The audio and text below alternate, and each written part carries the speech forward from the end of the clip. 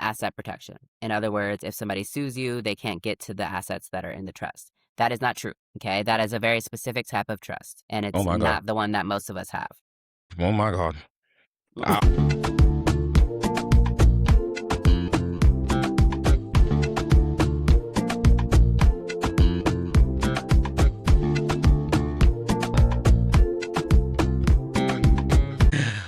Welcome to the dysfunction that you call Roots to Reality. It's your boy Kevin B. the Brand alongside your girl Shoe the Vibe Enhancer. You're gonna keep going? No, Like, you do that part. I just told you that you I were just going told to you I'm lead. stuck, and this is what you're gonna do to me. Oh Lord Jesus! Every Oh episode, boy. Whitney. Every episode. This is not new. No, seriously, I'm stuck. I can't see anything. All right. I hope this is recording. You can't see I don't know what to tell y'all. anything? All right. I'm right here. All right. Well, let me ask you something uncomfortable. If something was to happen to you tomorrow, would your family actually know what to do? Not emotionally, but legally, because there are two different things. And today we're going to talk about wills, power of attorneys, and estate planning. And just so anybody who's listening for the first time, this came up because we spoke about a previous episode, Life After Loss. And we both acknowledged the fact that when our parents or loved one passed, neither one of them had a will. So Kevin was very triggered by that. So he was like, no, we got to get somebody on here that knows about estate planning because this is ridiculous. So we have an amazing guest with us today. Those of you who have been following Shoe Talks, you've been on here twice so far, I think. I think so.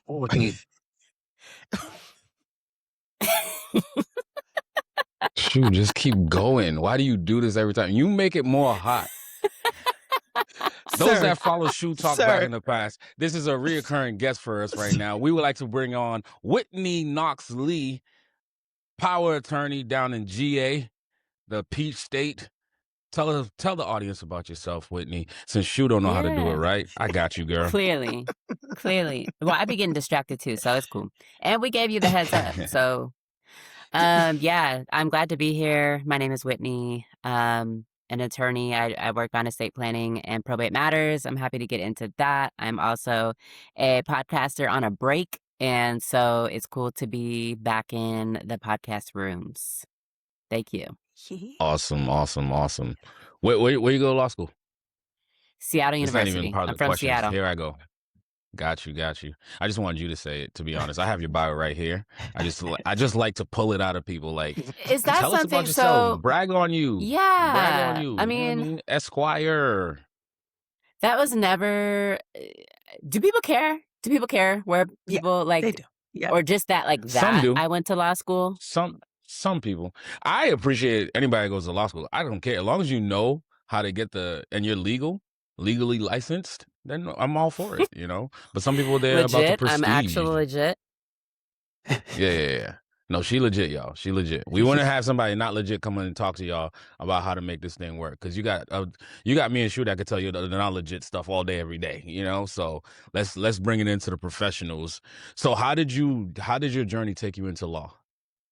Yeah, that's a good question. So I was in undergrad and went to Seattle University for undergrad as well, and was studying social work.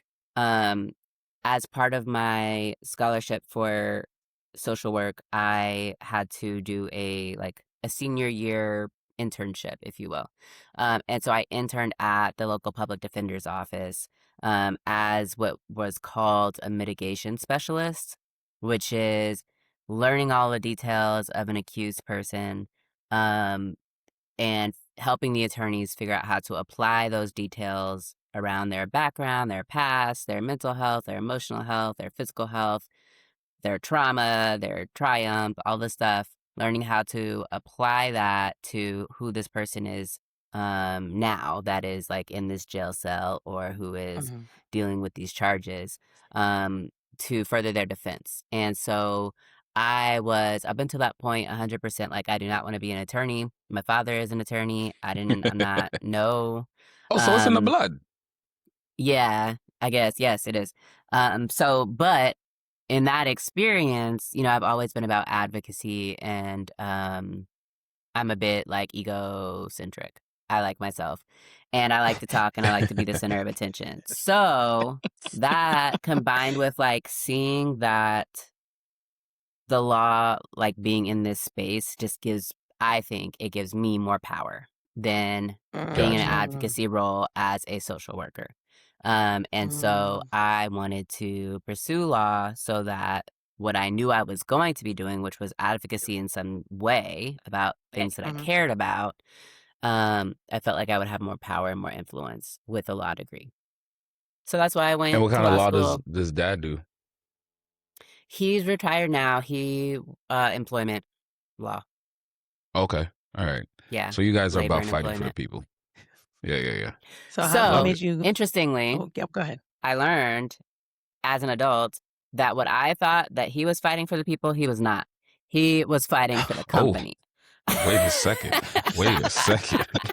That took a turn. Right, right. That went a totally different I didn't direction. I even was like, "Ooh, look know. at this family right here Yeah, no. I fighting think for the he let people." me go and Well, think technically, he this. is I mean, I fighting think for he people. thinks, Just yes. somebody I got to fight for think both sides. his role was educating his clients, who were these, usually corporations or businesses, on basically treating their employees right, and how to meet like fair labor law requirements and stuff like that. So he Cool. definitely views it as like, I'm trying to help the Yeah. employee by I think that's fighting for the people. He's working for the okay, employees that don't got a voice. Come on now, okay, don't tear down pops. Don't tear down pops okay. now. It's because he's I a love pops. my That's dad. what I'm a it is. daddy's girl, so I bet you are. You followed in his footsteps too. No matter how much you try to fight, he was like, "I was not gonna be an attorney." Now look at you. Now look now at you. look at me. Yep, Now, 12, 13 years in. what Nice. brought you to estate planning? So I did a lot of things before estate planning. I was a legal aid attorney. So I don't know if y'all hear about legal aid or legal Hmm. services. We're essentially, this nonprofit type of attorney. There are nonprofit law firms. I worked for one of them. The purpose of the law firm was to provide basic legal services to um, poor folks without money, folks who can't afford attorneys, folks in rural areas was the one that I worked for. We were in rural Georgia. Um, I did that for 7, 8 years and was just feeling burnt out. Moved to civil rights law, where I was representing people who were incarcerated, helping them be treated like humans, instead of like less than animals. And learned quickly that I couldn't live the lifestyle that I wanted to live and have that job. So, like, when I went to law school, I was very much like, I'm going to be this badass civil rights attorney. Like, I'm going to be Ben Crump, but the woman. And that I don't want to live that life. Like, it is Yeah. I just didn't, it was really hard emotionally because the clients are having really real problems that really don't have solutions, or like the Yeah. solutions and the answers are Yeah. really hard fought and very incremental. So where I may be a Yeah. win might be that somebody got medical care today. Um, the rest of their situation is that they're not getting enough to eat. They're not safe because maybe their cell door doesn't close, and there's not enough security officers on the wing to even, provide security. So, like, great, you got your Tylenol, but like, you might be attacked tonight. So it was just really difficult for me to want to put as much time as is needed when you're working in civil rights, which is 24 hours. I got young kids that are Shoes kids age, and like a family. I don't actually want that lifestyle. So Yeah. long answer to, I came to estate planning after leaving civil rights work, knowing that I still wanted to work with Black and brown folks, and doing some research around the economic situation of Black and brown folks here in Georgia. What I learned is that nationally, white people have 6 times the wealth of Black people. Mm. But that here in Georgia, white people have 8 times the wealth of Damn. Black people. And here in Atlanta, where I am, where, we call it Wakanda, we love Atlanta, white people have 46 times the wealth as Black Oh my people. God. 46. 46? 46. Not 426, but 46. 46. As in just shy Wow. of 50. Jesus. Wow. Okay. And so that shocked me. Shocked me. And I started kind of thinking about what role can I play when talking about economics of Black people here in Yeah. the South. And estate planning is one that I had experience with through previous work, but also that I have, the degree to do. So not very many Yeah. people can say that. And I have this power to help in this way. And so it also fit within the lifestyle that I wanted to live as far as going to sleep at night. So so you would per se say that the burnout and raising a family, lifestyle changes is what then created the wills for people. Tell us For about that, jumping me, into entrepreneurship life. yeah. So first off, I didn't know that working for myself was going to be harder than working for anybody else. Had you told me Boy, let me that, tell you that being an entrepreneur, didn't we just say this, It's is ghetto. ghetto, It's ghetto. okay? And then couple had that, you somebody already told living in me, another ghetto of being parents. mm, It's like mm, we're living in 2 ghettos trying to make it all the work. time. Look, why am I'm onboarding somebody tomorrow and creating the onboarding manual today.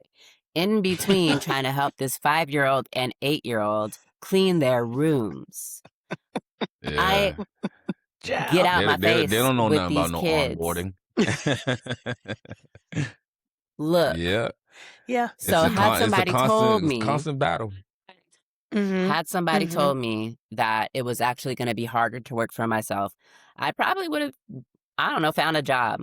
I think I told you this, I'm not a great employee because I ask a lot of questions. I don't do things just because you tell me Mhm. to. I need to understand why, Oof. how this is helping, what is the bigger picture. Have we So tried people other don't ways? love employing, right? People Yeah. don't love employing that person. Um, The so, questioner. I'm that. and Yeah, I are buck you the still system a little employed? too much You sometimes. employ yourself. I am. I'm an entrepreneur more at heart, but I think the job just put up with me. I mean, you can ask Shu all the time. We talk about it. She was like, "How?" My wife looks at me and was like, "How do you get away with this?" I was like, "I made myself that valuable." Apparently, I don't know, Right. because I can't just take what you're giving me. That doesn't make sense. And then you try to explain it to me. I'm like, it still don't make sense. Just because you use more words, it still don't make sense. But you like it, I love it. And that's what, it was a journey with my first employer. I have a lot of love for them because Mm-hmm. Mhm. at the time I was frustrated, but had no idea, how actually embracing they were of me, Mhm. my questions, my drive to talk about Blackness around a bunch of white people. I had no idea because when I transitioned into another role, it was very much like, look, we hired you to be an attorney and do this thing, and you're trying to do a whole bunch of other stuff. And you're asking a whole lot of questions about stuff that does not have to do with you being an attorney. So, what we doing? Stick to the script, lady. And you're like, yeah, no, that's not my life. So before you go shoot, because she didn't really jump into the wills for people, we went on a Yes. tangent real quick. So tell us about jumping into that lifestyle and creating wills for the people. Yeah, I mean, so honestly, what I thought I was creating, um, w- I'm sure this is textbook for any new entrepreneur, right? Because also, what I need you to know is that I never wanted to own my own business. Mhm. Even though I have questions, I like being told what to do. I like Mhm. there being a playbook for me to follow. Mhm. I like having benefits. So when I started my business, I thought I was going to be working with middle income people and that I was going to be providing very affordable services. That would have been great. But what I learned after the first 6 months or so was that I was running a nonprofit trying to make money. So I have needed to adjust a bit in terms of who I serve, like the income band, if you will, of the people that I serve, and how I give back. So, for example, I'm not used to charging people for services, right? Because I was a nonprofit attorney, and as a nonprofit attorney, I don't get money from you, the client. I get money from my employer, who gets grants for me to be Okay. able to work with the client. So I had never in my life been like, oh, this service is $5,000. And it's really uncomfortable to say.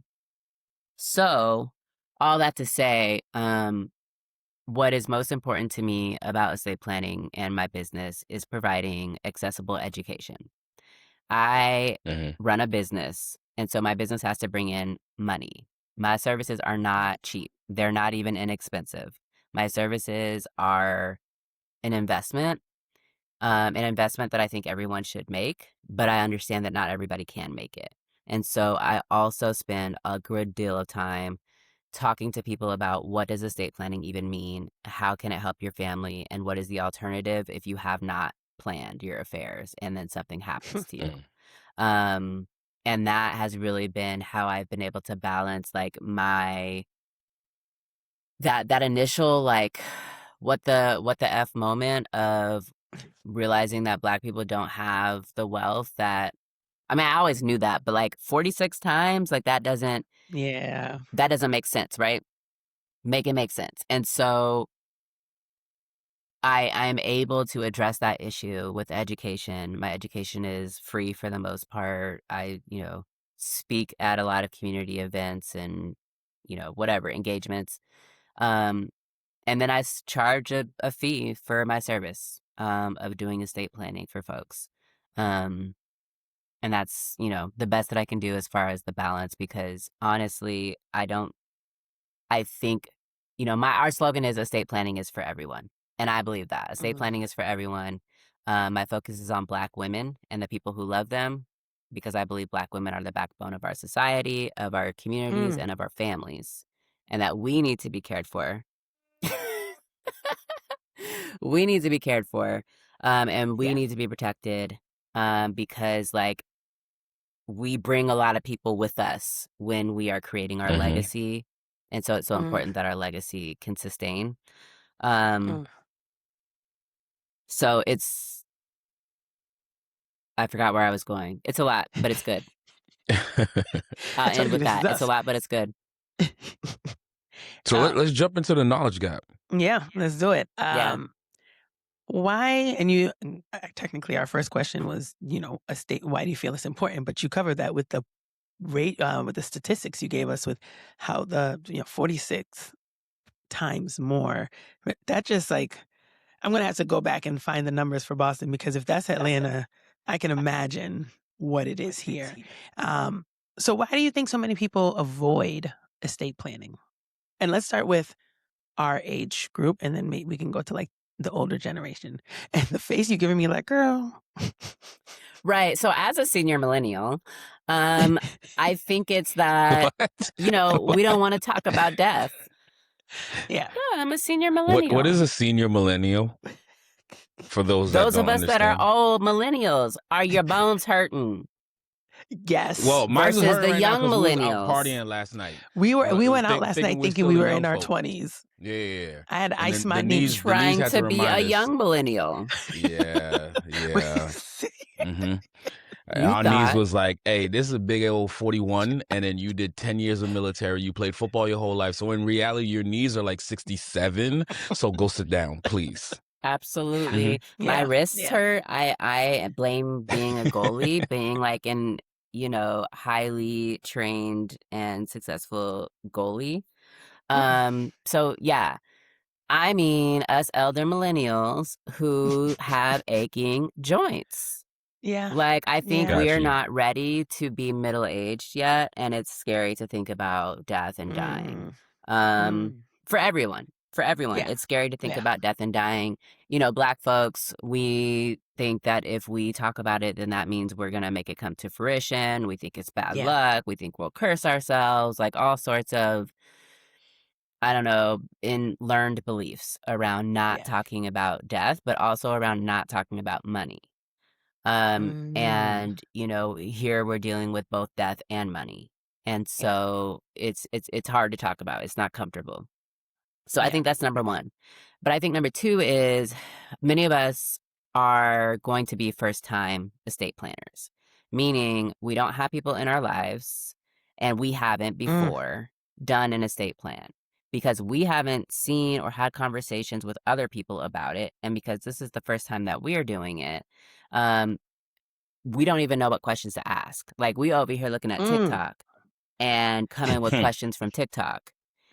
And Or Chat because GPT. we don't have any right, we don't have any other information, Yeah. whereas our white counterparts are coming from generations of estate planners, or they know people. And not every obviously, there are poor white people with no estate plans. There are middle class. There are Right. every kind of white person with no estate plan. Um, Right. but I'm not concerned about them. I'm concerned about us, right? So I just we don't have or haven't taken advantage of some of the opportunities for conversations, and now Mm. like I'm making it my mission that we do, that we Yeah. talk about this, that you ask me the dumb question and I answer it, and I don't tell you that it's And dumb you don't because it's feel bad not. about Like if you asking me the don't dumb know, question. right, Yeah. if you don't know, then is it dumb? Like I, let's That part. who cares? Maybe it's dumb, but who cares? Let's get the questions answered so that we can start Yeah. building whatever it is that we're trying to build, and that we can do so intentionally with knowledge. Yeah. Yeah. And speaking of dumb questions, what would you say is the biggest misconception that you hear about estate planning? Well, that clients have come to you, or even just in the wind that you've heard. The biggest one. That a will is going to help you bypass probate, because in no state does a will help you bypass probate. Think of a will. You guys are. I don't understand why you No, we're laughing. We laughing. just We're said no laughing dumb because it's questions. true. Because it's No, true. this it's reality. It's like I used to think it. Like what? I just learned about probate, so Just put it in a will. If I didn't do real estate, I would not have known that, to be honest. Mm-hmm. Like, yeah, I don't care what your will says. That's going through probate. We need to see if anybody else could lay claims to this piece of property right here. You have siblings. You have your mother was married at some point. Did that husband have children that he laid claims to? Like, it's a whole thing. But sorry, yeah. I'm not the Right. Yeah. attorney I here. mean, I like to no, but you're exactly right. I like to think of I like to think of a will as a letter to the judge. It is good Mm. in that it allows you to state what your intentions are. Because if you haven't even done Hmm. that, then nobody knows, or everybody thinks they know. But the Mm. reality is your state is going to make decisions for you about what happens Yeah. to your assets, your loved ones, your dependent children. And so a will is a letter to the judge saying, this is what I want to happen with my stuff. This is who I want the guardian of my minor child to be. But to your point, Kevin, yeah, a judge has to say, okay. A judge has Yeah. to um, acknowledge that the will is valid. So the word probate actually means to prove. So when you are going through a probate process, you are proving the will. You are proving that the will is a Mm. legally valid and enforceable document, that there has been no coercion with creation of that will, that the person who created the will was of sound mind and had the capacity to make that decision. You are also dealing with things like, well, now who should be the executor or the personal representative? Mm. Maybe the will has named somebody, but maybe other people want to challenge that. Or maybe the will Oh, named wow. somebody, but that person has passed away. So now people fight Mm. about, well, I should be the one to do this. Let me tell you, though, I don't know if y'all were the administrators or executors of, if you guys have that experience. This is not a fun thing to do. Nobody should want to be the Mm-mm. administrator or executor, because Yeah. what you're doing, you're grieving. Let's not forget all of this that's happening. You are grieving, but you're also putting your money up so that you can move the process along. You are paying the Oh. filing fees in the courthouse. You are paying the storage fees for the storage unit that you need to put the stuff in. You are paying to get the keys or the locks changed in the house. You are paying for the overnight mail that has to go from you to the financial institution. You are paying for the death Wow. certificates that you have to get. So, do you get reimbursement from the estate? Yes. But when does that happen? Here in Fulton County, where Atlanta is, it happens 2 years later because the average length Oh of my time for God. probate here in Georgia is 2 years, or here in Fulton County. Yeah, it's So, about a year and a half up here for real estate property. Anybody that finishes within 3 or 6 months, like your attorney was You a paid wizard, someone. and they know some people in the courthouses. They done paid the judge. yep, No, we're not yep. saying that. Ain't nobody paying no judge. We're just saying your docket just moved a little bit faster. That's it. Because They I got mean, down connections. here there's still backups from COVID. So I Mm. can't say for other places, but down here that's definitely an issue. So So when people lay like for us, we're like, mhm. oh yeah, we're gonna estate planning is done, and Caden is the administrator. Hayden is his Caden's a son. minor, and if me and my wife depart at the same time, he's a minor. How does that? Well, does the Yeah, well, he's courts not take the over? administrator if he's a minor. But Okay, yeah, so or in your benefactor? will, Was I saying the right word? oh, a benefit, like he's the person that's receiving your stuff. Yeah, Okay, so beneficiary, beneficiary. whatever. Yeah. Um, okay, so minor children in most jurisdictions can't receive more than a certain amount of money. I can't remember what it is here, maybe $2,000. So A anything, month or in stuff like your general? life insurance in general, like they Oh can't, wow. like from an estate, there is a limit to what they can receive, like in their pocket. So what Okay. that means is usually the assets are going to go to whoever is appointed as their guardian, Mm. or there will be a trust set up for that person, for that child. There can be a trust set up by the state. So sometimes that'll happen with life insurance beneficiaries who are minor children. Life insurance administrators will not give that child $100,000. Instead, they are going to hold that $100,000 in an account, a trust account, and that child, upon turning age 18, will receive all of that money. Even if the child Okay. has another parent, if it's the child themselves who is named as the beneficiary, then it's the child themselves who is entitled to the money. And that messes with a Mm. lot of people because maybe you do want your child to benefit from your life insurance policy, so you put your child's name down, but you wish that that child's parent could access that money to be able to raise this child. They Mm. can't. Mm. So, trusts are set up. There are other, vehicles that you can use. Maybe a UTMA, which is a Uniform Transfer to a Minor Act type of account, a bank account that you can put money into, and the child gets it when they're 18. But really, like when we have minor children, we need to be very intentional and cognizant of how we are leaving them assets because certain things are going to need to be in place in order for them to benefit from those assets because they can't receive them. Wow. Hmm. Wow. Interesting. There's a It's couple. Speechless. interesting on many accounts. It's interesting, right? Because a lot of people do put like their kids, like I want to leave this for my kids, and thinking like they're gonna be straight, right? Because if you leave before they turn of legal age, they're with a aunt, they're with a grandparent, and you, like you just said, somebody has to take care of that child, and they're thinking like, okay, there was a life insurance policy, but technically that life insurance policy is locked up. Mm. Right. So Hmm. maybe instead, like if you don't have an estate plan, um, instead using language like I leave this to the custodian of my minor child or to the guardian of my minor Mm. child. Um, or just to the other, like for me, I think for both of you, to our spouses who are our children's other parent. Hmm. Fine, but not to the child because they won't have access to it. until they're 18. And then, okay, when they're 18, now they get to use it to go to college or, whatever they want to do. Yeah. But like, I'm concerned about like raising my child to get them to Mhm. college. Get Who there. Yeah. like is there enough money? Because we all know that these children ain't free. Yeah. So, question on that for those of us that are in blended family situations, how does that work out?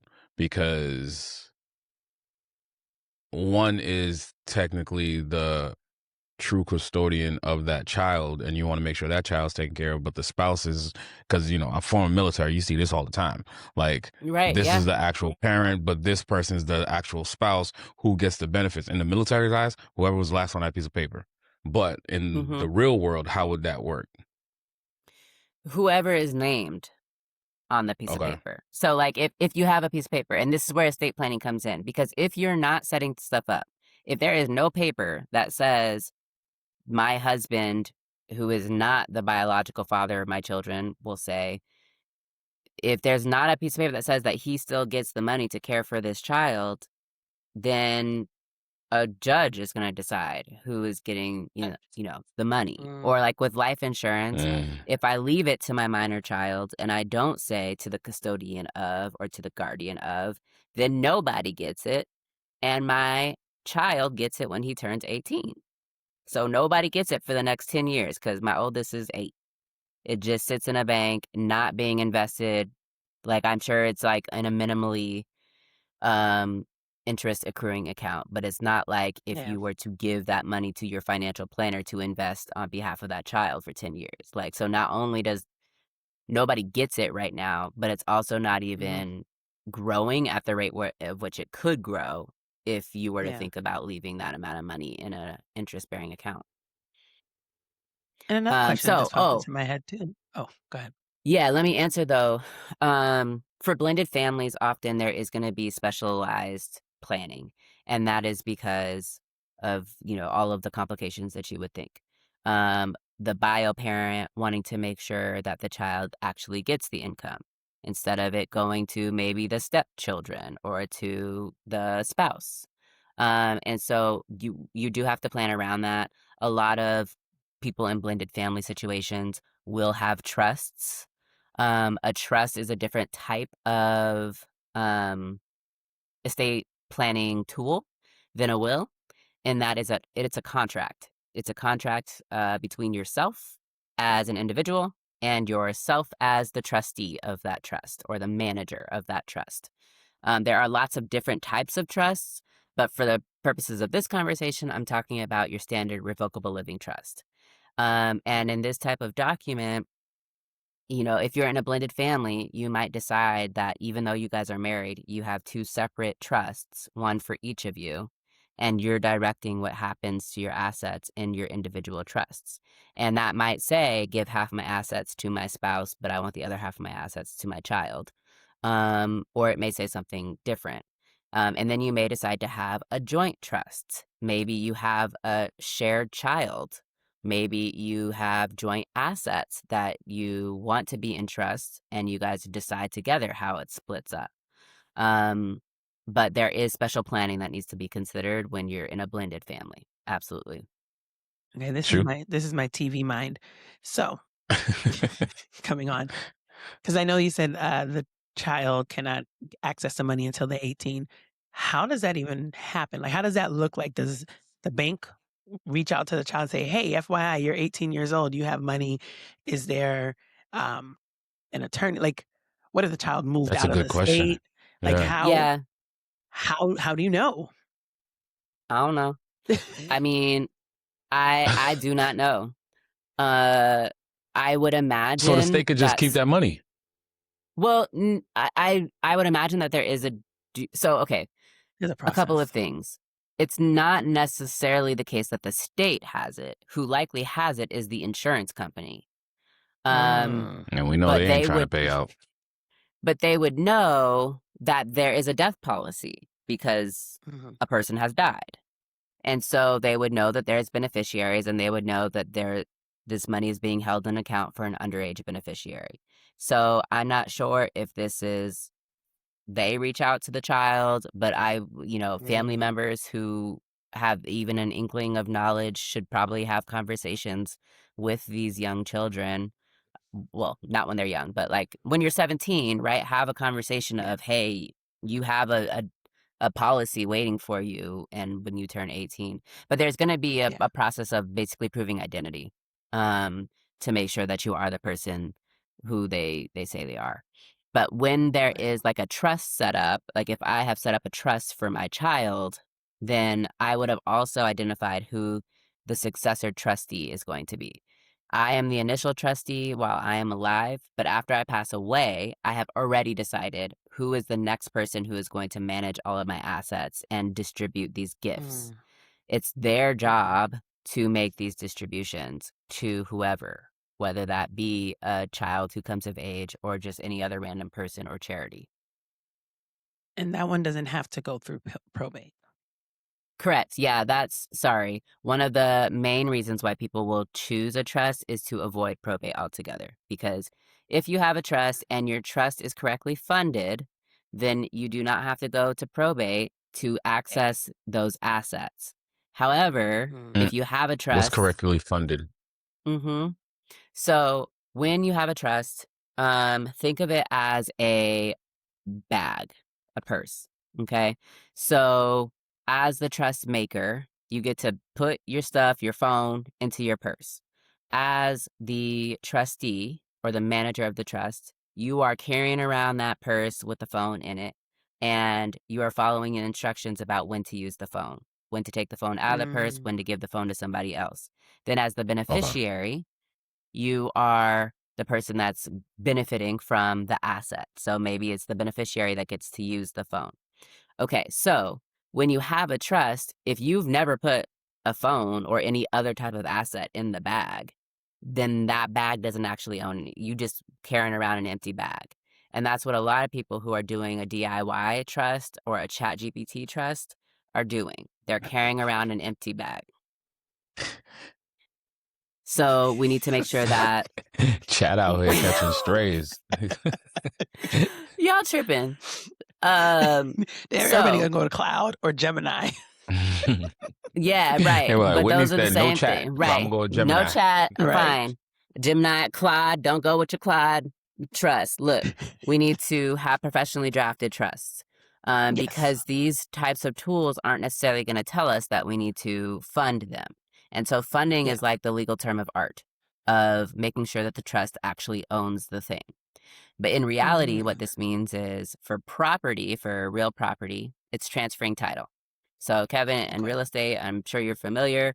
It means that the house that I own that right now is in my name, I will have a deed transferring it from me as an individual to me as the trustee of my trust. That's it. Mhm. Okay. For other stuff, for personal property, you're doing an affidavit that just says, I'm transferring all of my personal property into my trust. But for bank accounts or life insurance or retirement accounts, it's a process of changing the beneficiary designations or making the trust the owner of these accounts. And for every Mm. type of asset, there's going to be a different way to fund it into the trust. Oof. So Oof. when you ask like, okay, but a trust bypass probate. Yes, it bypassed probate as long as it actually owns anything. Because the stuff Yeah. that is not owned by the trust does not bypass probate. You just, like Mm. I have seen trusts that own nothing. And at that point, what you got is a will. And So it's it's so essential. Sorry, go ahead, Shu. Go ahead. I Go was ahead. gonna say I just recently learned because we're getting ready to do a trust and put our property. So we have a residential property and we have our investment property. And the one thing that the attorney said was, that the trust has to go in their name, but you also need to reach out to your mortgage company or the lender because they have to be okay with you changing who now owns. And I was just like, good. And I was, when I think about it and we talk about why so many people avoid estate planning, because they're probably just like, there are so many steps and Yeah. I don't want to do this. But you have to, guys. Like if you think it's a lot of steps for you, what do you think the ones after you are going to have to go through? But go ahead, Kevin. No, so I was just gonna make a comment and see if I was right or wrong. Simply what you was explaining is what I like to call the Rockefeller play.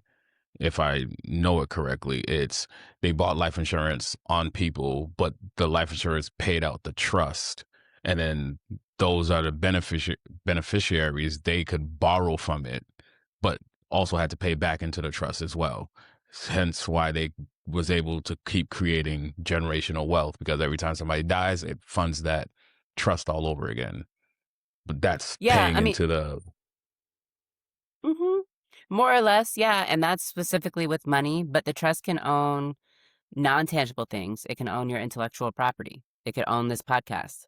Mhm. Mm. So, it doesn't have to be money. But Shu, you said something important, which was you went to your attorney. And this is where an attorney is helpful because it Mhm. is complex. I got into estate planning as like my sole thing 2 years ago, thinking that I knew what there was to know. I did not. I have learned Yeah. so much since being in the practice, and I continue to learn every single day because estate planning interacts with the tax code. It interacts with Mm. business law. It interacts with, I mean, so many criminal law with fraud. Like there's Mm. so many different aspects of how estate planning, um, as like a subset of financial planning, um, how it operates and what all we have to think about. And so it is very complex. Even when people say, I just have a simple estate, most times you don't. No. Or you No. might have a simple estate, but you got very complex wishes for that simple estate. Okay? Like you got $100, but you literally want to give $1 to everybody. Like Now we gotta that go is find these not 100 people. simple. Yeah. Right. So It's not simple. So my question I have for those before we move to the next one. Um so we're not chat GBTing people, we're not Clauding, we're getting an attorney. Yes. Now, for those people that are, are funds deprived and can't afford an attorney, because attorneys y'all It earn costs y'all money. dollars, but it's expensive. We're not gonna sit here and lie to y'all. This estate planning stuff is expensive, and you're talking about everybody wants their piece too along their way. Mhm. Um, what about these so-called websites? I don't want to say their names as if I'm bashing them or whatever, but like this is We not a know. bash. This is just the one that comes to talking about wills and trusts, $199. But I'm like, the attorney told me it's gonna cost me $2,000 to get this done. How is it only $200 over here? What is the difference between the two? Not Yeah. trying to get you to talk bad about these other companies because I'm pretty sure they do well things, but it's like you kind of just explained. You're getting the basics as opposed to what the attorney is actually doing. Right. Well, yeah, and like the interesting thing about some of these websites, not all of them, but I think wills, or maybe it's free will, like their purpose is to do free wills because the nonprofit or the entity that has paid for you to be able to use free will is hoping that then you give a charitable donation in your will when you Mm. do it. Like that's the kickback for them. But anyways, and that's not Okay. for all of them. I think that's free will, and I only know that because my past nonprofit had free will as a way for people to estate plan. What you need to know about these services is that these services are not specific to you. Mm. So when we're talking about estate planning, we are talking about your own personal strategy for passing your legacy. And if you go to a website to do this, then it is not your personal strategy. Mhm. It is a form where there's some fancy code that happens where after you fill out the form, your information is plugged into blank spaces and they spit out the document for you. What you need to Mhm. be watching out for is that the document that you received is a document that's specific to your state laws.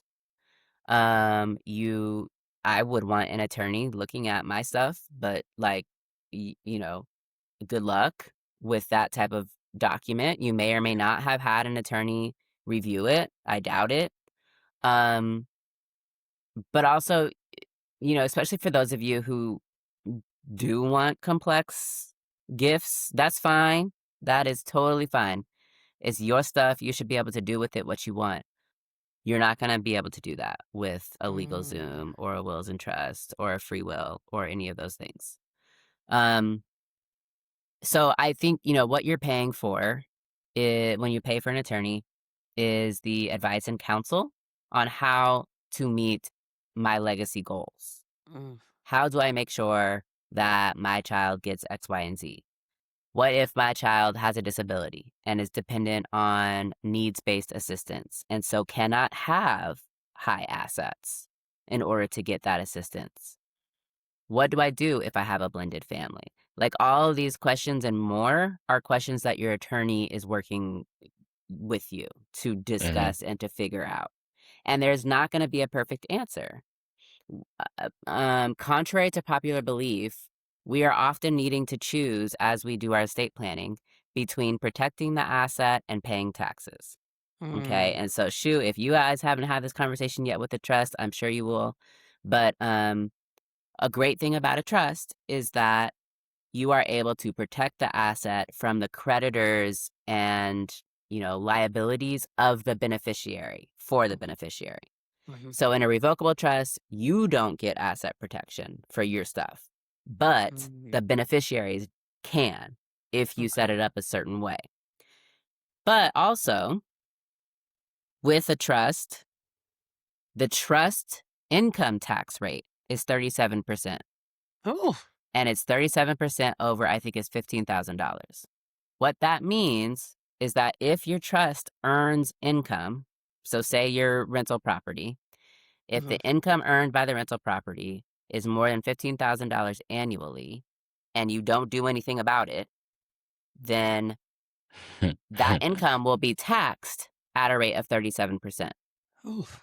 So we have to choose ways to get to that income while still trying to preserve the income.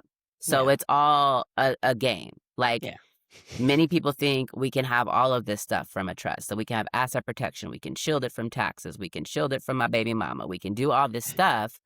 But the reality is, and when you speak to an attorney, there are going to be limitations. And oftentimes you will have to choose between, I want to have a decision and have a say in what happens with my money even after I'm in the grave, or I don't want to pay taxes.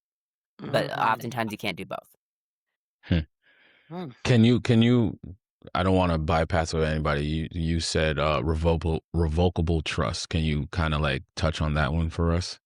Yes. So there's two primary kinds of trusts, a revocable and an irrevocable. The revocable is what your regular person needs. All of us, revocable trusts, we're fine, right? A revocable trust, you are still the trustee of it. So even though you are giving your assets to this legal entity, because you are the trustee of that legal entity, meaning you're the manager, you're still walking around with the purse. You're still in control of everything. Okay. And with the revocable trust, like its name says, you can revoke it. You can make changes to it anytime. The key thing to know about the revocable trust that TikTok will not tell you is that the revocable trust, because you have the bag, you're the trustee, you're carrying the bag, the IRS still considers it yours. They consider the assets in the bag yours. Okay. The creditors consider it yours. The people that are going to try and sue you if you get into a car accident, they consider those assets yours and they can get to those assets. So you, as the trustee, don't get to enjoy that kind of asset protection that we hear about. One of the common misconceptions, Shu, you started by asking me what are these common misconceptions. One of them is that a trust is going to provide you asset protection. In other words, if somebody sues you, they can't get to the assets that are in the trust. That is not true. Okay, that is a very specific type of trust, and it's not the one that most of us have. Oh my God. I was walking around thinking that. I was like, you can't touch it. It ain't mine. So it's yours when it's still a revocable trust. So the irrevocable trust. Okay. It is not yours. And here's the are you laughing, Shu? No, I'm laughing at his reaction. Yo, because I honestly want no. This is No, like because he's real so serious. Like you like just I'm dead ass. I'm like, in my mind, and we've had from what plenty of I've conversations where learned he and what has I've said it. known, it's like, oh, if it's in a trust, it's protected. Yeah. If you're suing me, it ain't mine. It belongs to the trust. I Yeah. don't know what you're talking about. Like, those are the lines that people said. So I'm glad that we're talking about this now. So revocable, nah, it's still yours. We're coming for it. And I'm Yes. irrevocable. You was about to start touching on. Yes. So the difference structurally is that when with an irrevocable trust, you are the trust maker. So you're putting your assets into this entity, into the bag, but you are not the trustee. You don't have control of it. You have decided that somebody else is going to be the trustee, and that person has control of it. And in some types of trusts, you can still be the beneficiary. And some states are much more friendly towards this, where you can, so like Wyoming, I think Delaware, there are some states where like you can essentially create these trusts where you can have asset protection and be the beneficiary, and all is good. You're chilling. Most states don't have that because of obvious reasons. So when you have an irrevocable trust, there are a couple of things to keep in mind. One, it's irrevocable. It's extremely hard to change. Okay, so if I give my house to my irrevocable trust, I don't get my house back. Now the house is owned by the irrevocable trust.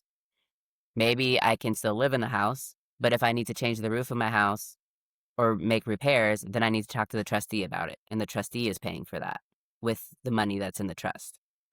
Okay. But because the asset isn't mine, if I am sued, it's not mine to get. It's protected. That is where the asset protection comes in for irrevocable trusts. And there's a lot of reasons to use them. If you are ultra wealthy, another misconception is this whole death tax situation. Yes, death taxes exist. Some of us will be taxed just because we died. And some states Gotta have love extremely right. Gotta love Some it. states have extremely low thresholds for when that death tax kicks in, meaning the first $1 million of your assets is exempt, but after 1 million, now those assets are going to be taxed at 37% or some high percentage, right? So a few states, I think Oregon has one where it's like 2 million. I think Washington has a low threshold. And that's Federally, totality of what's in the asset, in the trust. yes, So like yes, properties, insurance part, and banking. So anything over $1 million or $1.5 million, they're taxing at 37%. yes, But yeah. if you put your And property in there, and we live in you know what? Massachusetts, your house Massachusetts is 2 million. I mean, that sounds great, but if you're No, living in it's bad. I mean, well, it's $1 fine million if you're is your like property, so you already right, know exactly. you're paying 37%. Because the moment anything else, any other asset in that, I mean, the average house in Massachusetts is $600,000. Yes. So what also you should know is that like, okay, it's a graduated, for most of these states, it's a graduated tax rate. So it's not going to start at the highest tax rate. Maybe, say in Massachusetts, evidently the death tax exemption amount is 2 million, meaning if you pass away and your estate is less than a total $2 million, then you do not have a death tax. But if you pass away and your estate has $2,001, now anything over 2 million is going to be taxed. And it looks like the minimum tax rate is around 7% and the maximum is around 16-17%. I'm not a Massachusetts lawyer. I don't know. Don't go quote me, because Georgia does not have death tax. So I don't got to worry about it. I'm going to Georgia. But why I went down this road is because federally there is a death tax, but that death tax is now at 14 million. The exemption is 14 million per person. So most people do not have to be worried about federal death taxes. Okay? Because most people don't have $14 million. But people are afraid of being taxed. they want to keep as much money as they can. So they create TikTok videos talking about this is what you do to avoid being taxed. You create an irrevocable trust and then you put all your stuff in it so that it's no longer yours and now you're not taxed. Or just don't have $14 million. Do In your nothing. name. Continue to live in your less than $14 million self and you'll be fine. So, all right. So we've bounced around the whole trust stuff, but now we have somebody that's coming out. They want to start to get their life in order. It was like, you know what? I was listening to Rooster Reality, and Whitney said, these are the 4 things, or this is what I would need to start my estate planning. Obviously, first find an attorney that could help you in Massachusetts or wherever it is that you're listening. But what are the things that they, obviously the attorney will know, but like what are some things that they should be already listening for when they do sit down with an attorney, right? Because there's some sketch balls out there. Not everybody's Leo, Right. who's our attorney. But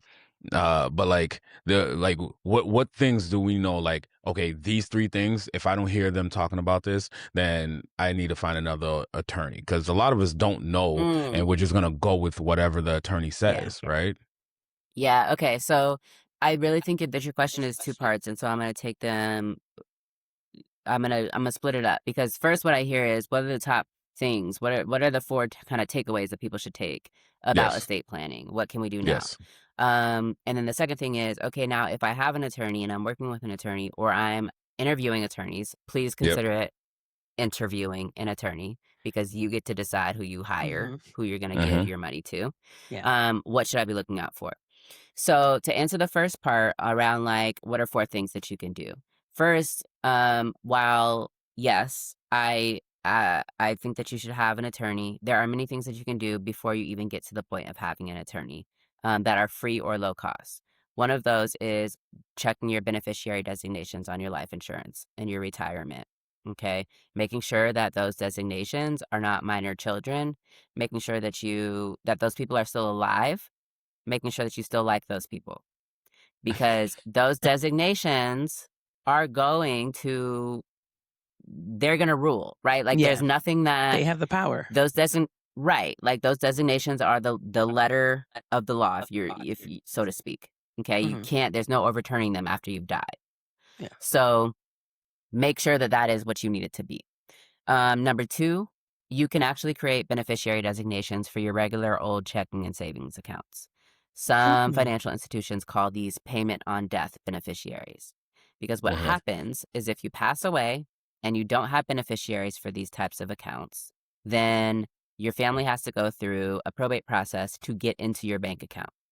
Okay. Unless you have like a joint checking or a joint savings, or unless you know somebody's PIN number and you get all the money out, but don't let somebody catch you.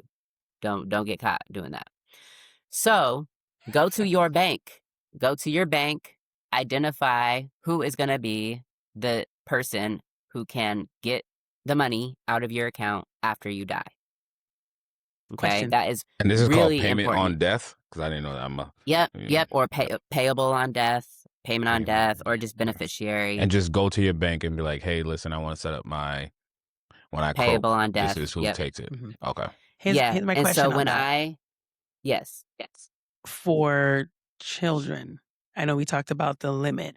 With the payment on death, is there a restriction? And I don't know if it's state-based. Is there a restriction of who can be that person and how much they can get? Or is it like they just get the whole thing? No, they get it. Okay.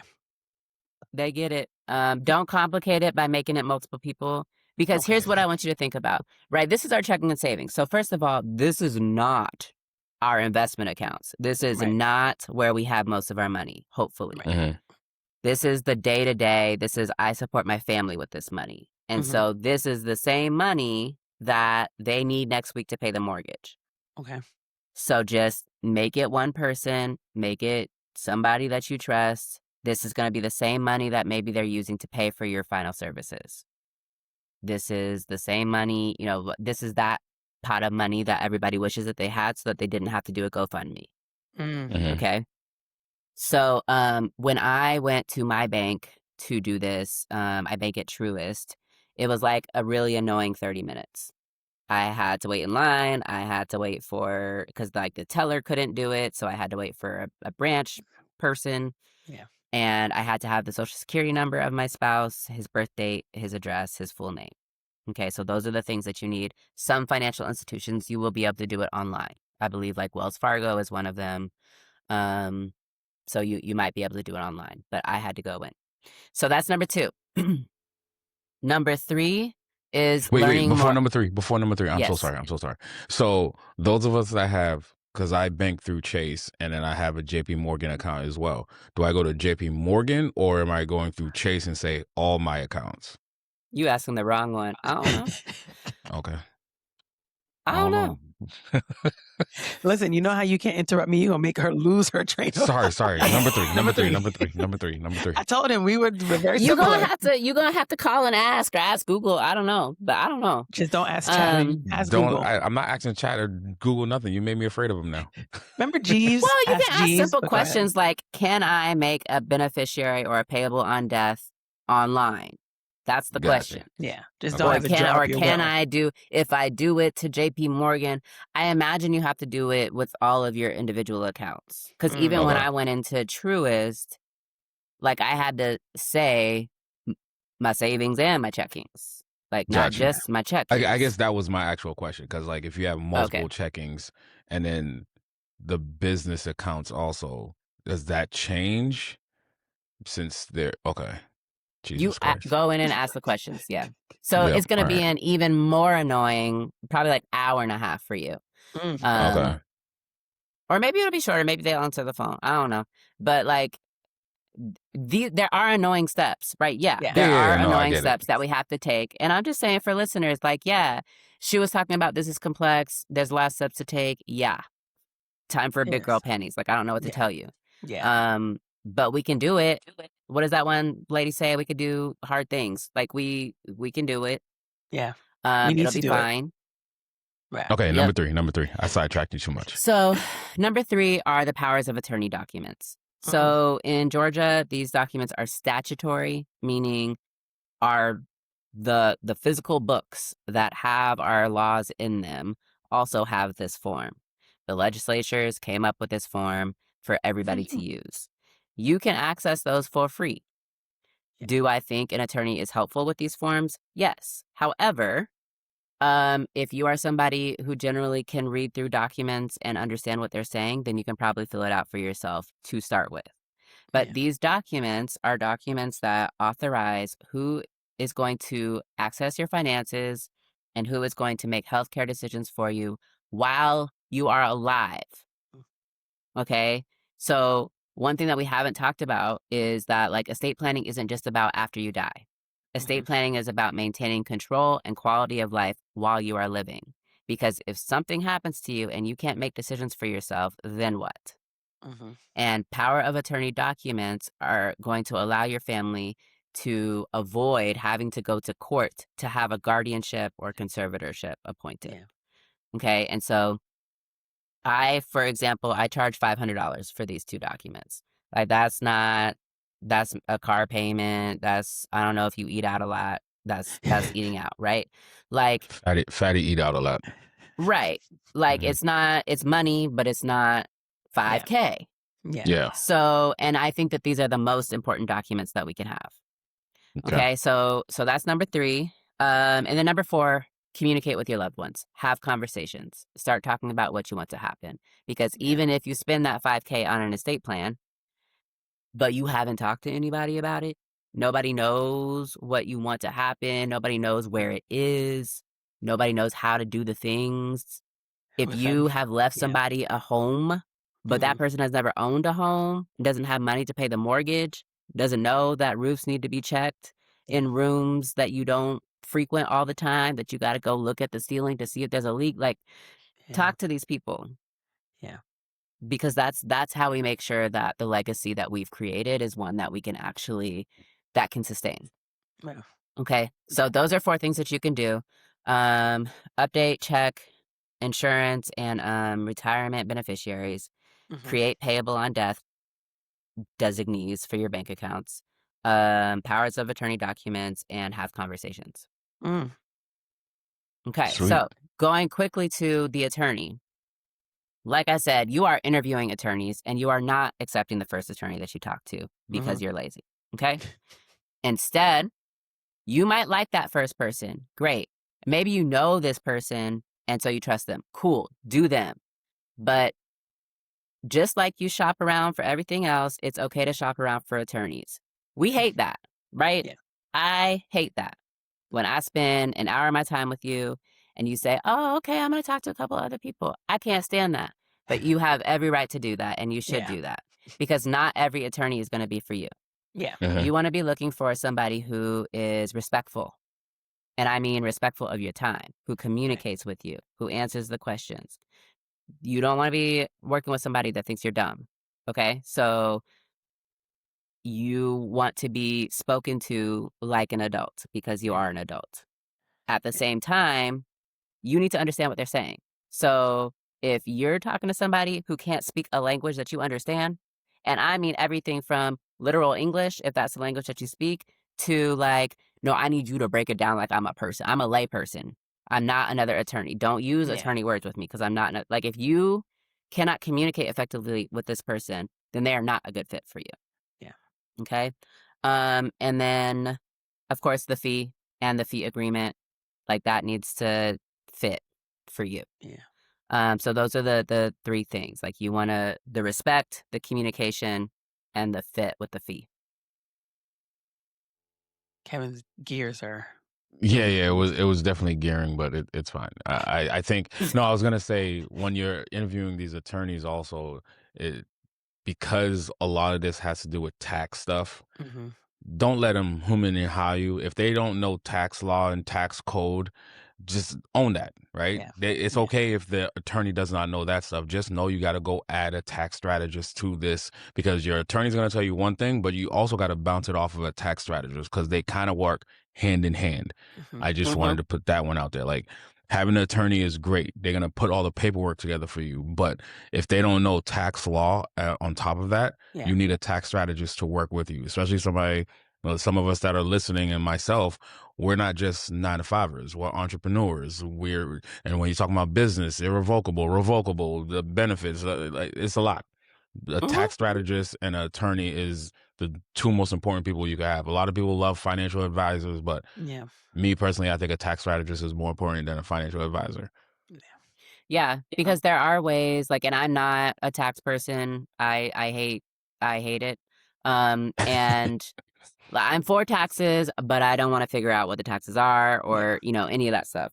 So I am upfront, like dynasty trusts. If you're somebody that wants to create a so-called dynasty trust, which is a trust that goes on indefinitely forever, okay, cool. There are huge tax consequences. And so you need somebody who is like, if I'm getting a dynasty trust, then I'm also going to have a tax strategist or an attorney who has like a master's in tax or like somebody that can talk to me about that. So there are different types of estate planning tools that you can use that are going to be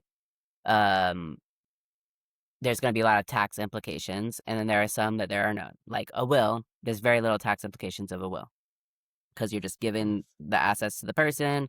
Either you have over 14 million or you don't, and you're paying taxes or you're not, like, you're paying income taxes. Some states have, what is it? Inheritance tax. Pennsylvania taxes you for inheriting something. So that sucks. Oh my goodness. But yeah, feel free to have a team because the attorney and like the actual legal documents are just one part of the strategy of estate planning. So we focus on generational wealth and building legacy for those coming after us. And, and we also focus on the fact that we grew up without a blueprint. Our parents didn't have it. Like I said, both of my parents passed. Neither one of them had a will. I mean, my mother didn't have assets. She was a disability patient, but my father did. But my father, he did his own thing. And I almost said joked about it, but he was pretty much like, oh, when I die, everything goes to you. And I was like, no, we are not back in the islands. Like we are in America. They're not just going to say, hey, your dad said this comes. No. We need things in writing. So that is what brought this all on. But we do want to tie it back to, generational wealth and breaking the wealth gap. So how do you feel that estate planning, the role that it takes in breaking the breaking the wealth The gap? wealth gap. Yeah. Yeah. So yeah, I mean, estate planning is one part. That's the part that I chose to take on. Right. There are many, many, many reasons why there is that wealth gap, and we can't even begin to address all of them. Yeah. But the way that legacy building really helps is that financial education component that we need to engage with if we're going to have a legacy plan. Yeah. It also provides ways for you to incentivize financial literacy and education for your beneficiaries, particularly if you are getting a trust done. You can make it so that they don't get to inherit until they've done X, Y, and Z thing. Um, but also, when we think about opportunity, the more money you have, the more opportunity. I hope nobody is disagreeing with that, right? Like, Yeah. the more money you got, the more opportunity. And Right. so when we talk about building legacy, like it's more than just money. So I'll talk about that in a second.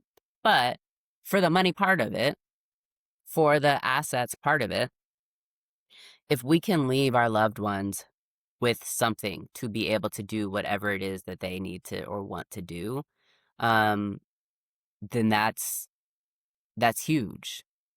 That's huge. Like that's the step up that many of us were not able to benefit from. Yeah. And if we're able to provide that and then they pass that on to their next generation, then great. And it doesn't have to be, I'm not even talking about millionaires. I mean, how helpful would $10,000 have been for some of us? How Yeah. helpful would $20,000 have been for some of us? Yeah. Many of us don't even have that. And when we think about how there are a few like moments in life that really changed everything, for you, for an individual person. And if those moments in life would have been different because you had a little bit more money, Yeah. like what would have happened? Right. Like maybe Yeah. we're good. Like I'm good where I'm at, but sure, I do wish that I would have had some money at certain key points. Yeah. That's a fact. So this is a silly, stupid question, but speaking on the estate planning, most people have this misconception that you don't have to start until you're an adult or you have kids. Can you debunk that myth for these folks? Yeah. So we all alive, right? And one of the things that I said not too long ago is estate planning is not just about what happens after you die, but it's about what happens while you're living, keeping control and keeping your dignity. So you could be 18 and get hit by a bus and be in a bed for the rest of your life. And you have an opportunity to choose who is going to make decisions for you. Who do you trust to make decisions for you? Yeah. And you don't have to be an elder millennial to make that decision. You can make it when you're still a baby, when you're We need still a t-shirts. Gen Z or whatever. I don't know what Yeah. generation, Gen Y, or I don't know. You can do it at 18. Yeah. Now, and I know, Shu, your kids have they have intellectual property, right? Yes. Like they got these books. Yeah. My kids don't, so I don't know. So we can protect our intellectual property. What I don't know, but what I hope you're asking your attorney about is like, how do I protect the intellectual property of a minor? Okay. Because that is something to be considering. Yeah.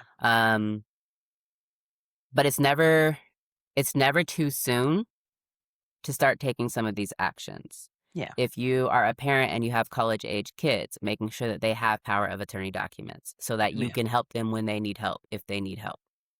Right. Because once they turn 18, they make their own decisions. You don't Yeah. have access to their accounts or to their Yeah. medical records. Mm-hmm. So yeah, I would say, it's also not too late. The only time it's too late is when you're dead, when you've died, or when something has happened and now Yeah. you need help. Yeah. So even if you are 79 and listening to Roots to Realities and you don't got an estate plan, like you could still get your estate plan in place. That's Whitney, not I'm a gonna have you problem. call my aunt. She's an honorary guest. We talk about her every episode, She but ain't an honorary guest. She's an honorary host. We steal yes, her IP. yes, we do. One question. Well, Shu does. I don't steal shit. So, and obviously you can't speak for every attorney, and every case by case, every file is different, right? But a person wanting to start, they think of these big dollar signs. Like, I don't have that type of money. I don't have those type of assets to even be spending that type of money. What is on average you would say to start a process like this? Um, I don't know about averages, so I'll just tell you my fees. Gotcha. So, my fees for a will plan, that is to get a will, and powers of attorney for a single person, that starts at $1,650. Okay, so Okay. $1,650. And I think that's low average for Metro Atlanta. Okay. For a trust package, which gives you the trust, the pour over will, which is a type of a will, and then the power of attorney documents for a single person, that starts at 4,000. Okay. And that is, again, also about average, I think. Now your fees are going to vary from municipality to municipality. So in Boston, it's maybe different than New York, maybe different than Atlanta, certainly different from West Coast. And that's for a lot of reasons, including the cost of doing those documents, the cost of like labor and working. Some of us hire paralegals to draft our documents. And it also is taking into consideration the cost of probate in that state. Mm-hmm. Because it's more expensive in California and New York to go through a probate process than it is in Georgia. And that's $4K per single. If it's a couple, Yeah, does so the price usually change? it does. And many Okay. attorneys will the price for a couple is going to be 1.5 times that for a single. Okay. For me, it's a little bit less. I want to say my couples plan starts at 55. Okay. And then if you have children, minor children, there are additional documents that we might do. So there's going to be additional. So I think like my highest regular price, like a non-irrevocable trust, but like a regular trust price, I think is around 6,500, and that is for, or maybe 6,000. That's for a couple with minor children. And Okay. that's because what we're doing is a joint revocable trust. We're doing 2 wills, 2 powers of attorneys, 2 healthcare directives, and we're doing standby guardianship designations for the kids. Mm-hmm. Meaning, in your will, you can say, after I die, this person should be the guardian. But the Mm-hmm. will only kicks in after you die. So what happens if you become incapacitated and can't care for these children? Yeah. Mm-hmm. You can then do a standby guardianship, or sometimes you can do powers of attorney that say, if I can't care for my children, this is who I want to care for my children. Got you. And then another follow-up question that I have, I'm going off script. I don't care. He always does. So would you suggest somebody meeting with a tax strategist first so they can know before an attorney, No. or attorney before a tax strategist, or same time? Doesn't matter. No, I mean, I would say you can meet with an attorney, and if the attorney starts talking to you about taxes and suggests that go talk to somebody, then you can go talk to a tax strategist. Many Okay. people are not going to need one. You, businesses, you're thinking about taxes, yeah, go talk to a tax specialist. But like, for some people, it's just not, it won't be necessary.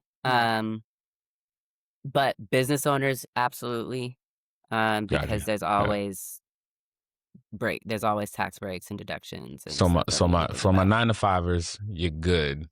My hybrids and entrepreneurs, you're probably gonna need that 6,500 might be a little bit more, because you're gonna have to talk. Listen, I don't care if it's $10,000. It sounds like a lot, but just think about what you're saving. Yes, you're not gonna be here. Cool. Don't be selfish. Think about the people that's going to be here. Thinking about all this. And I told Shu, you think I done built all this, survived Afghanistan just to be, and then my child is just another body moving through this world? Nah, can't Right. be. Right. Yeah. I mean, I think it's an investment. That's how I Yeah. speak about it. For me, that's what it is. It's not a small chunk of change. Like, it's not cheap. Yeah, it costs money. And save for it, like you say, for whatever else you say, like the vacation that you're taking. Yeah. Like, Can save we write for it it. off also on the So legal business fees? owners can write it off, I believe, but I'm not exactly Look at sure. him, look at him, look at him, look at him, look at him. Right. Yes. Ask your CPA, ask your tax preparer. Because with business owners, I think you can write it off as like a business expense, like a consultation type situation. Yeah, got me hot. I've been hot. Once we started talking about revocable, irrevocable, I was like, oh Lord, oh, I gotta check paperwork. Oh wait, it's time for rapid fire before we do It last is time advice. for Go ahead, rapid girl. fire. All right. Ooh, sorry. It's just, I'm telling you, last time I had a stress ball. He's like, "Are you stressed?" I was like, "We talking about money, and I got 2 boys, and we got to figure this stuff out." But I love, before we jump into rapid fire, and clearly this could be the closeout, but we need to have these conversations because, like Whitney mentioned before, a lot of times we are not doing it because we didn't see it done, and we are not educated on it. So the reason why it seems like a lot is because we don't know where to start. So Yeah. if you're feeling Right. overwhelmed, find an attorney, or listen to this podcast. If you're in Atlanta, hit up Whitney. So, well, I'll do that Yes. part Yeah. afterwards. Yeah, for real, just get But the let me. consultation. Get the education. Like, a couple $100. We spend that on a weekend anyways. Get the consultation. Sit down. Get the advice. Yes, like Winnie said, it's gonna annoy her, but she just got paid for her hour of service, right? And she's gonna Yep. guide you in the That's why best I way charge. possible. You know what I mean? Like, just spend that bottle money, get the advice, then sit down and figure it out. Yeah. And then, like Winnie said, save up for it.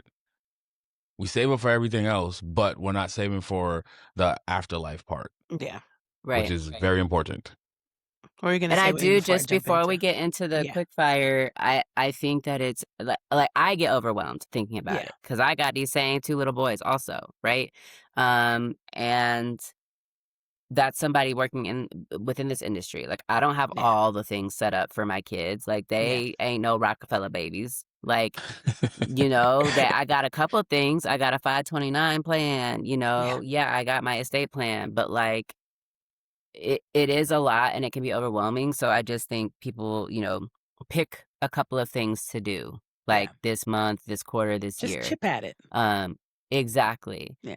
And not like sometimes we don't have the money to do all the things, like to get life insurance on our children or to do, and that's fine. There are steps that we can take. And so I would just focus on the steps. And over the next, few years, you'll have a strategy together. Yes. All right. Boom, We're gonna- bang. Let's have some fun. Go, girl. All right. We are going to hop into rapid fire, the estate planning edition. And Whitney, I've been doing rapid fire wrong this whole time, so it's life. All right. Will or trust? Which do most people actually need first? A will. Biggest estate planning mistake you see? ChatGPT. One document every adult should have. A financial power of attorney. True or false? Estate planning is only for wealthy people. Wait, I changed my answer. A healthcare Okay. power of attorney. Healthcare power. A healthcare. Okay. Also known as a living will. There's a bunch of different names. Advanced directive. All right, next question though. Sorry.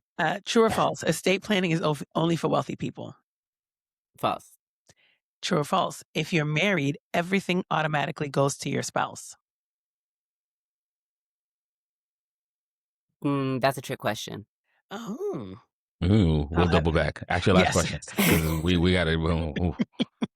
What's one thing families should talk about before writing a will?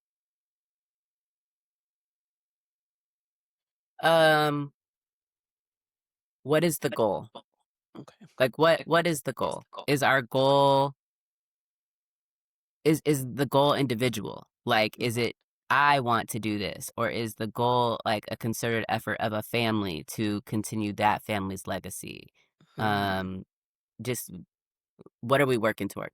Okay. Now we're gonna So have me you asking to become a tree in death? That's an individual goal? I would say so. Wait, I would say wait. so. Like, But I mean, just in terms of like, there's lots of families who have land, who have Mm-hmm. owned land in their families for generations.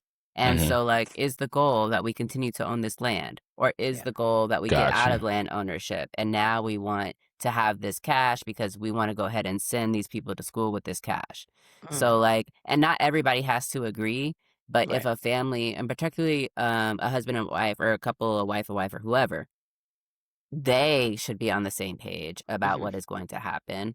And it's okay if they're agreeing to disagree, but you want to know that. For Yeah. example, my husband and I have differing opinions about whether or not our children should have like trust funds, if they should be trust fund babies. I'm like, yeah, why wouldn't we want that? And he's like, because we want to spend our money now.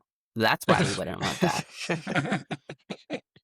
So fine. So what that means for me and my estate plan is that I left him a lot of money, a lot of my, it's not a lot of money, but it will be with my policy, right? With my death Yeah. benefit for insurance.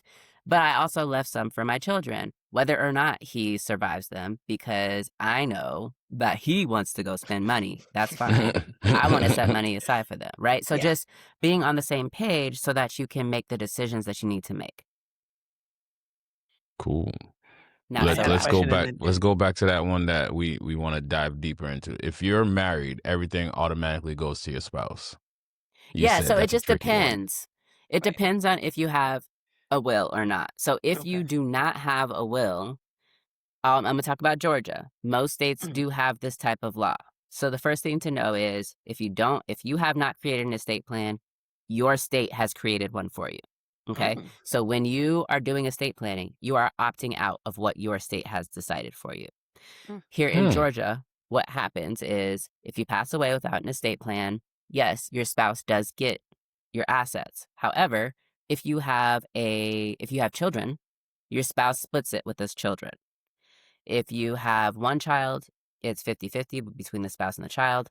If you have 2 or more children, the minimum amount a spouse can get is 1/3 of your estate, and the children share the remaining 2/3. Even if you Okay. have children elsewheres, Outside Like of like for where? those that are like those that are living in a home with a family, but yet they have other families. Yeah, I mean, Like if most your child, then Caribbean yeah. people do. Okay, just making sure. I didn't know if they exclude certain, like it has to be like in household. No, it does not. It's your Okay. child. If you have offspring, Got you. that is a legally recognized offspring. What that is could be. That legally could be. I recognized? knew it. I What knew is it. legally? Look, Because I and know people here are in gonna the scrutinize these South, questions, man. It's like no, I I know these know. Caribbean So people. there are states like Georgia where you can be the biological parent, but not the legal parent. Mm-hmm. So they split up those two, like bio dad and legal dad. If you're not married and a woman has a baby, then that man, the sperm that it came, the sperm, that's the bio dad, but not the legal dad. He then has to go to court to become the legal dad. So if he's not the legal dad, then if he passes away without a will, that child may not inherit from his estate because that child is not a legal offspring, legally recognized. So that's into the woods.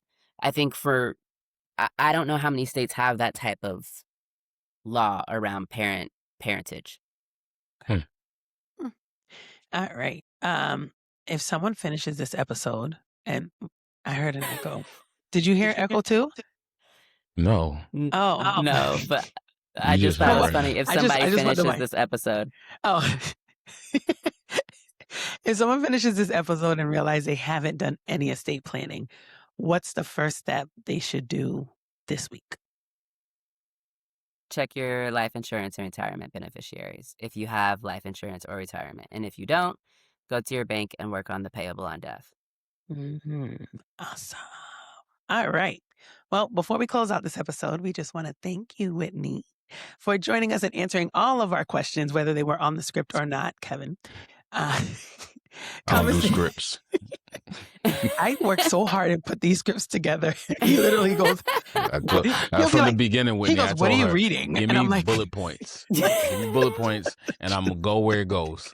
Because I'm thinking of like the average lame or the average person out there. It's like where their brain's gonna go, right? yeah. It's like Right. I'm always looking for loopholes and things too. So And he you know. finds them. All right. Conversations like this are incredibly important, and the way you're making your estate planning, except, oh my gosh, I can read. And the way you're making estate planning, except this is why he does bullet points, accessible to Right. If you communities. didn't have a script. Right. I would have just been able to be like, girl, thank you. Because, the main reason we wanted to have this conversation is because we are aware of, I've decided not go script. We are aware of the lack of knowledge there is in our community, especially the minority community. I'm not calling it laziness, but we are overwhelmed, I will say, when you hear the amount, not only when you hear the amount of steps, but the dollar signs. But as we mentioned, chip away little by little. Like, you do not have to have everything taken care of that one day. You can say, okay, well, I can afford this month. Let's take care of this. I could afford this year. Let's take care of that. So we appreciate the fact that you are here to educate us, but then, you built a nonprofit for it. So we just want to thank you for hanging out with us. And go ahead, Kev.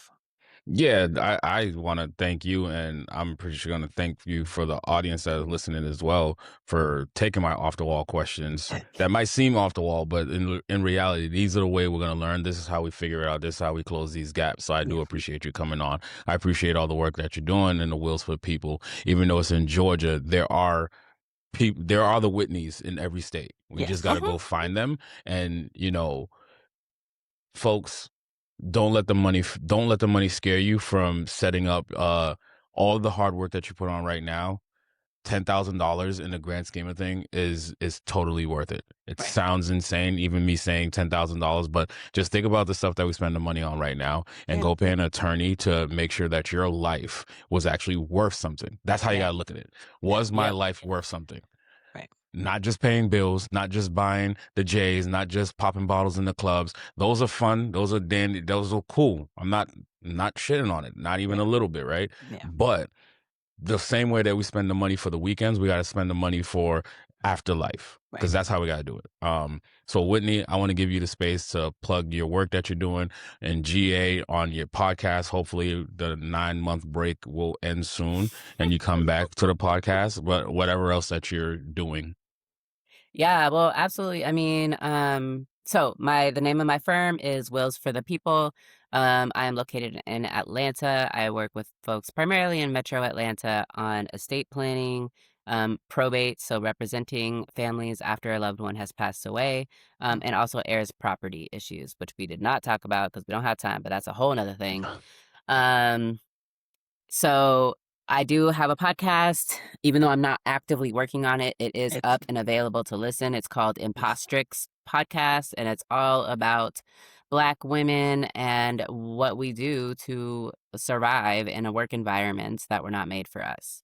And so we talk about imposter syndrome and feeling like we don't belong, basically, but how we get through that.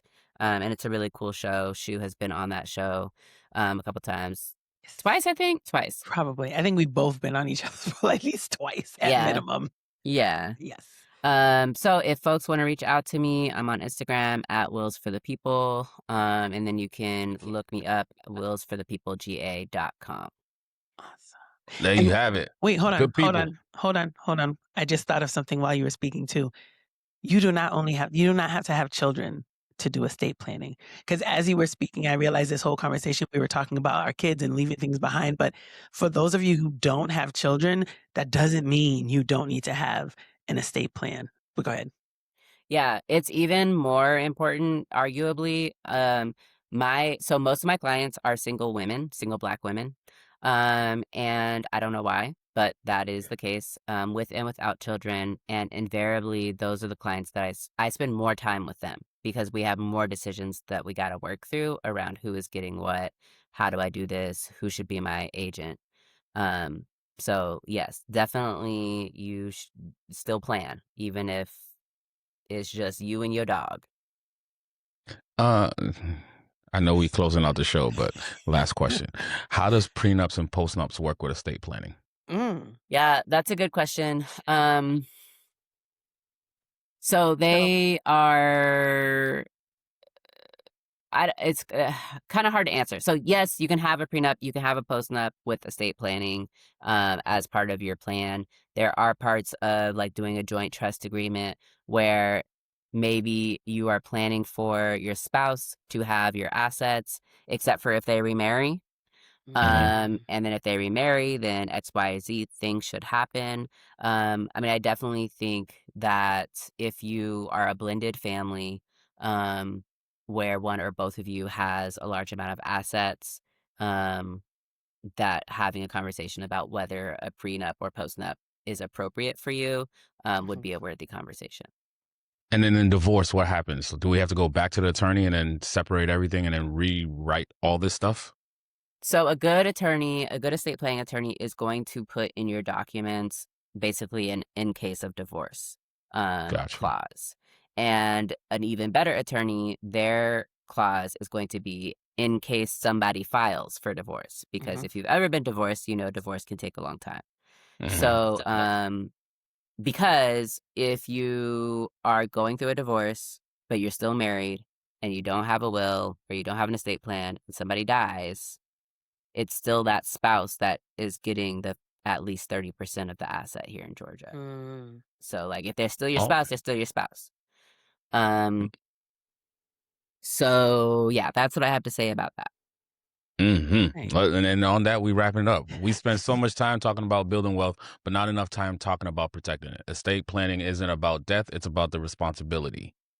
And about making sure the people you love don't have to figure everything out while they're grieving. So thank you again, Whitney. Thank you for those that are tuning in and listening to another episode of Roots to Reality. If this episode hit close to home, go ahead and subscribe to Roots to Realities, drop a comment, follow us on social media, and share with someone who understands the roots and their realities. Till next time, stay rooted, stay real. Thank you.